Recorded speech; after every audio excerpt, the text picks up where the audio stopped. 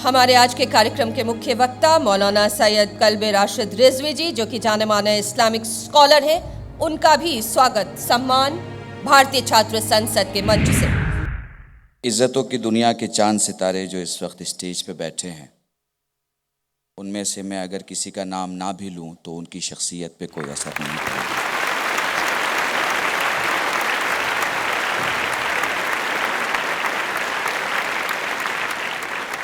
मैं अपने उन जवानों से बात करना चाहता हूं जो देश की समस्या नहीं बल्कि देश की समस्याओं का समाधान है। मैं अपनी तकरीर मौलाना मोहम्मद अली जौहर के जुमले से शुरू करना चाहता हूं। 1902 में मौलाना मोहम्मद अली जौहर ने इलाहाबाद में कहा था कि मुझसे पूछा जाए कि मैं कौन हूं तो मैं कहूँगा कि मैं मुसलमान हूँ और बस मुसलमान हूँ, लेकिन मेरी मुल्क की आन बान शान पर अगर वक्त पड़ जाए तो मैं हिंदुस्तानी हूँ और बस हिंदुस्तान हूँ।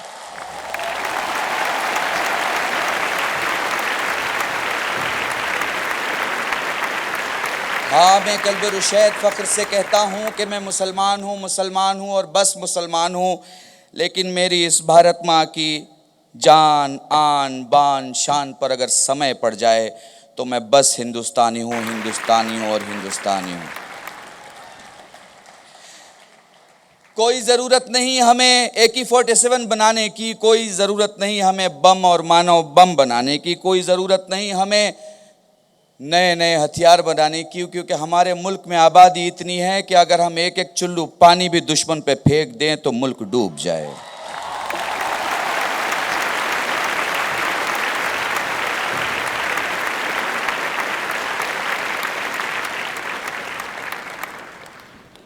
जी, मैं अपनी बात आपसे करने नहीं आया, बल्कि स्टेज पे बैठे हुए सारे बड़े लोगों की खिदमत में ये कहना चाहता हूँ, मैं इन हज़ारों स्टूडेंट के दिलों में करवटें लेने वाली तमन्नाओं की ज़बान बन के दुनिया को बताना चाहता हूँ कि हम गर्व करते हैं और घमंड करते हैं उस मुल्क हिंदुस्तान पर जिसकी आबादी इतना है कि दुनिया में ज़िंदगी के नाम पे जीने वाले इतने लोग नहीं हैं जितना भारत में भारत के नाम पे मरने वाले लोग हैं।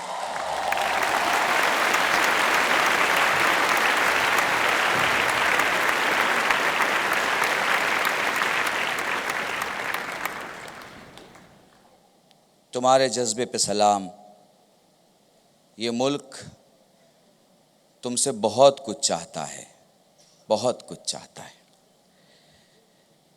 सब्जेक्ट मुझे राहुल भाई ने ऐसा दिया कि काफ़ी बड़ा सब्जेक्ट है और टाइम ऐसा है कि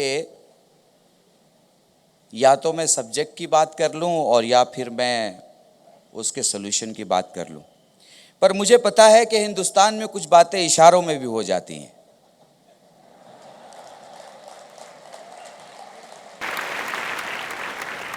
अच्छा, मैं भाषा में कम और इशारों में ज़्यादा बात करूंगा। और एक बात हमेशा ख्याल रखना, चूँकि सबसे पहले सलाम करते हैं उस देश के मुजाहिद को, उस देश के सिपाही को, उस देश के सरहद पर अपनी जान गंवा के हम सब की हिफाजत करने वालों को, जिसको बड़ी मजलूमियत से मारा गया है। हम सलाम पेश करते हैं उन लोगों को जिन्हें बड़ी मजलूमियत से मारा गया है, और हम दुनिया के सारे मुल्कों को बताना चाहते हैं कि हमारी खामोशियों की हमारी मजबूरियां ना समझा जाए।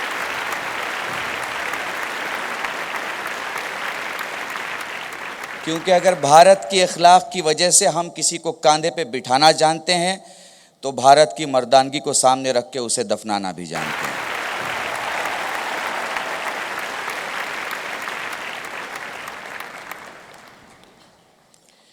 थोड़ी सी दोस्तों बात कर लेते हैं, वक्त बहुत कम है। हमारे तलत भाई बैठे हुए हैं, हमारे उदय जी बैठे हुए हैं, माशेलकर जी बैठे हुए हैं, बड़े करात साहब बैठे हुए हैं और करात साहब के करात साहब बैठे हुए हैं। हमारे स्टूडेंट लीडर्स भी बहुत सारे जो बोल चुके हैं। एक बात ज़िंदगी में याद रखना, जो बातें मुंह से बाहर निकलती हैं वो कानों तक जाती हैं, जो बातें दिलों से बाहर निकलती हैं वो दिलों तक जाती हैं।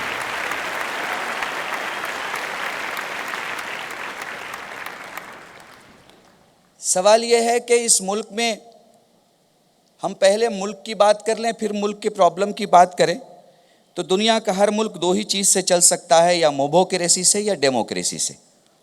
मोबोक्रेसी का मतलब होता है कि एक भीड़ जमा हुई और उसने एक मकान में आग लगा दिया। डेमोक्रेसी का मतलब होता है कि जहाँ मजलूम को मजलूम कहा जाए, जालिम को जालिम कहा जाए, सच्चे को सच्चा कहा जाए, झूठे को झूठा कहा जाए, अच्छे को अच्छा कहा जाए, बुरे को बुरा कहा जाए। आपको ये देखना है कि आपको करना क्या है। तो अब इशारे में प्रॉब्लम समझिएगा और सॉल्यूशन मेरी ज़बान में समझिएगा। हमें अपने सिपाही नहीं बदलने, हथियार बदलना है। अपना मुसाफिर नहीं बदलना, रास्ता बदलना है। अपना मरीज नहीं बदलना, अस्पताल बदलना है। अपना विद्यार्थी नहीं बदलना, स्कूल बदलना है।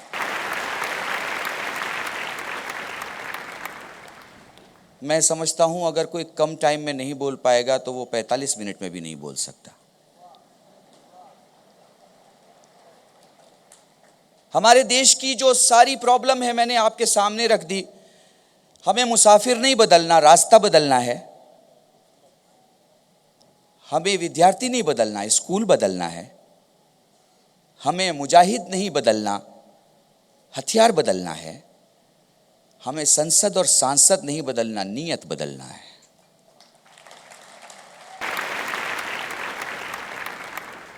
हमें एक ऐसा माली चाहिए जो हिंदुस्तान के गुलशन को पानी से नहीं अपने खून से सींचे और हर गुलशन के हर फूल को उतना ही प्यार करे कि हर छोटे से फूल को इस बात का एहसास रहे कि बड़े फूल चाहे रहते हों उसके साथ, लेकिन उसे भी ज़मीन उतना ही देती है जितना बड़े फूल को मिला करता है। मेरे जवानों में कास्ट, कम्युनिटी, मजहब को किनारे रख के तुमसे एक बात पूछता हूं। मुझे बताओ, जब इंसान पांव से चलता है तो हाथ क्यों चलता है?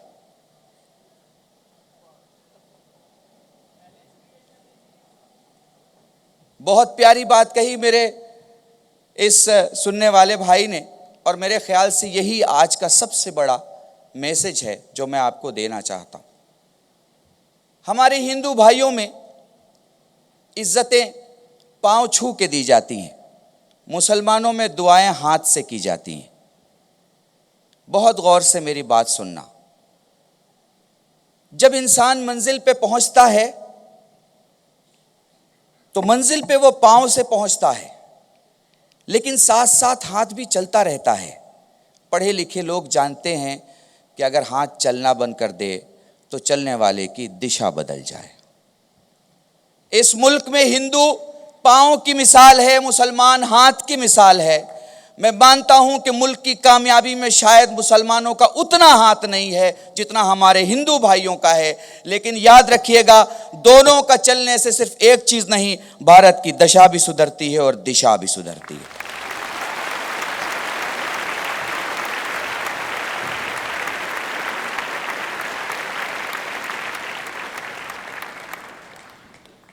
कुछ बातें, दो चार बातें और आपके सामने कर लूं। बहुत आसान है हिंदू हो के हिंदू की बात करना, मुसलमान हो के मुसलमान की बात करना, मौलवी हो के कुरान पढ़ना और साधु हो के गीता पढ़ना। बड़ा मुश्किल है इंसानियत की बात करना, बड़ा मुश्किल है आदमियत की बात करना, बड़ा मुश्किल है एक नॉर्मल कॉमन पड़ोसी होने की बात करना। इस मुल्क में एक अच्छी बात याद रखो, इस मुल्क को इंटरनेशनल स्टेज पे पॉलिटिक्स के नाम से नहीं पहचाना जाता, मोहब्बत के नाम से पहचाना जाता है। हिंदुस्तान का मतलब क्या है? हम दोस्त को इतना चाहते हैं कि वो ता हयात ता जिंदगी दोस्त रहता है, दुश्मन से भी इतना प्यार करते हैं कि वो दोस्त होने पे मजबूर हो जाता है। ये हिंदुस्तान का मतलब है। इसीलिए जब अंग्रेज ने गांधी से ये कहा था कि क्या फर्क पड़ता है, एक टुकड़ा है, पाकिस्तान अलग कर दीजिए। तो गांधी ने अपने लकड़ी के सहारे खड़े होकर अपने पीठ पे हाथ रख के कहा था, तुम अंग्रेज नहीं समझोगे, तुम हुकूमत करने वाले लोग हो, हम मोहब्बत करने वाले लोग हैं।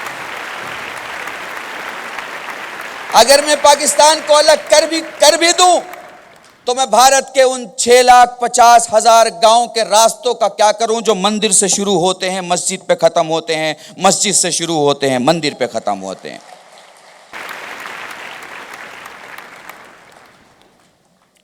मेरे दोस्तों और मेरे प्यारे साथियों, मुझे वक्त का एहसास है। मैं अपनी आखिरी बात आपसे कह के और विदा लूंगा, लेकिन बस ये याद रखिएगा कि इस मुल्क की पहचान बनिए। इस मुल्क में कुछ बदलने की ज़रूरत नहीं है, सब कुछ इतना अच्छा है। मैं कसम खाता हूँ, अपनी इज़्ज़त की कसम खाता हूँ इस मिट्टी की। ये मिट्टी इतनी पाक है, इतनी पाक है, इतनी पाक है कि सजदों को भी इस ज़मीन पे नाज हुआ करता है।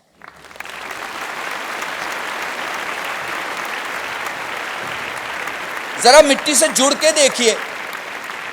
मैंने इशारों में कॉन्फ्लिक्ट और उसके उच्चार के बारे में और उसके उपाय के बारे में कह दिया, लेकिन सीख पीस भी एक जुमला है।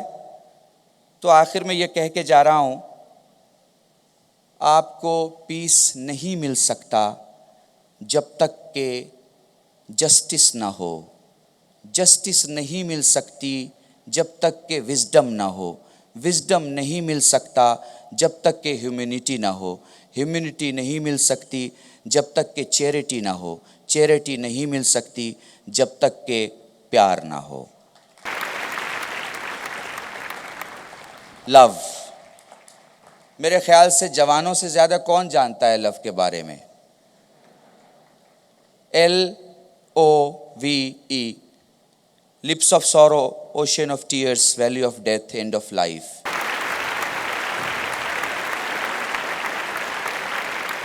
जिसे चाहते हो उसके लिए चेहरे की उदासी, जब वो जुदा हो जाए तो आंखों में समंदर जैसा छलकता हुआ आंसू।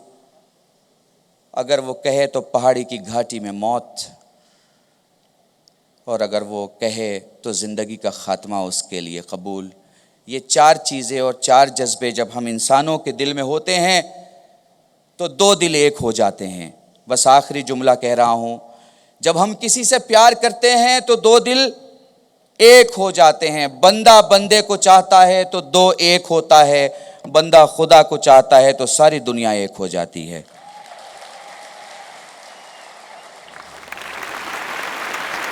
इन्हीं जुमलों के साथ आप सबसे खुदा हाफ़िज़ी चाहता हूँ। कोई शिकवा न शिकायत न गिला करता हूँ। सब सलामत रहो, ये रब से दुआ करता हूँ। शुक्रिया, बहुत बहुत शुक्रिया।